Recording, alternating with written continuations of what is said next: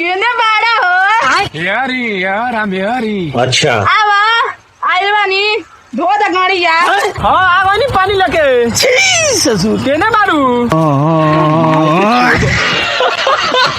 मुझे तुम्हारे बारे में एक बात पता चली है। कौन सी बात? तुम नहाते टाइम सुसु कर देते हो ना।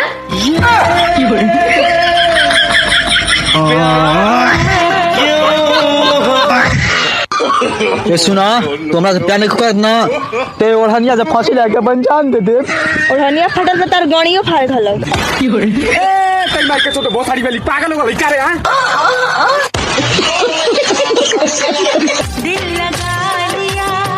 अच्छा अरे तो भोसड़ी वाली तो के कला सब गणिया में दिल लगावे के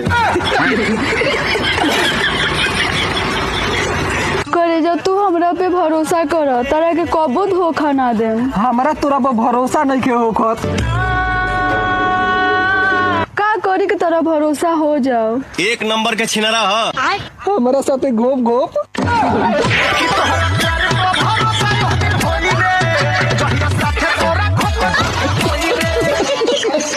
तू हमार जिंदगी के पीछे काहे पड़ल बाड़ा? जिंदगी के डोर से तू ही न बनलू। भूल जा हमरा के। कयामत तक तो के ना भूल सकीला। शादी होके जाता हमार। 7 जन्म तक तो सिर्फ और सिर्फ हमार बाड़ू। बहुत जल्दी हमार मांग भराई। वही दिन तोर माई जुदाई करे जा दिन पर दिन दुबरा तरु काहे हो? हमरा के जगन्नाथ बाबू कह देले बिया। का ओकर इतना हिम्मत? ओकर बदला हम जरूर लेम। उ केतिया हो? हमू पैंट खोल के कह दे।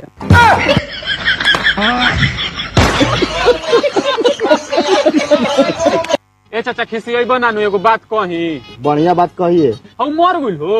कौन हम आसावा कौन असमा आ जोन तारा गोनिया में धंसले रहे बासावा। जिंदगी में टेंशन आ गइल बा कि बुढ़ावा के गणिया हमारा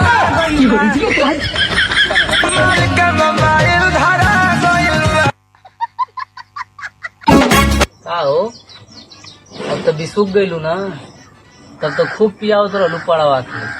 हमारी खातिर तनको ना छोड़त रहलू। तो पियत रहे तोरी मैया का भोसड़ा चोदा। बाबा पनिया पीला है पाहुना। अरे रसगुल्ला है ले।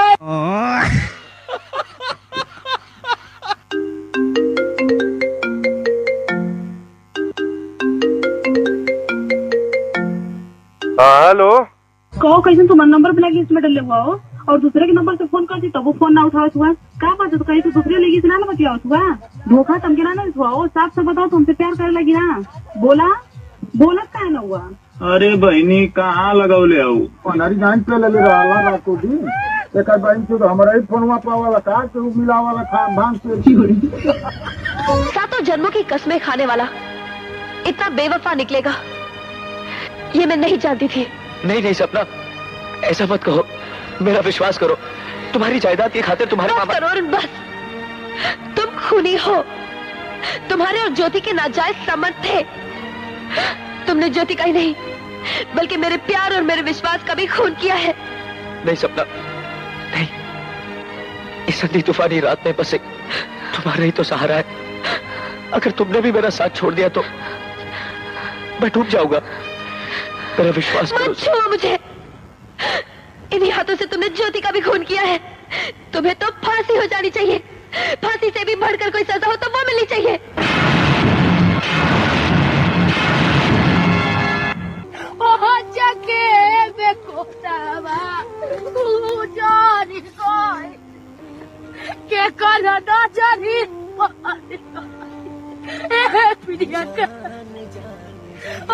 अरे बाप अरे काहे खाती दिल तो गइलू।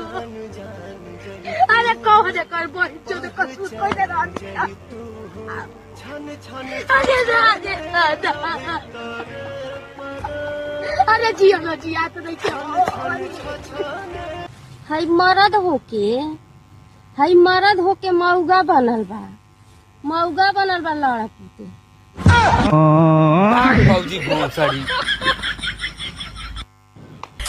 तो छने छने बदले तोर मिजाज करियाबा रंडी बाज करियावा छिनर बाज करियावा भाग दगला।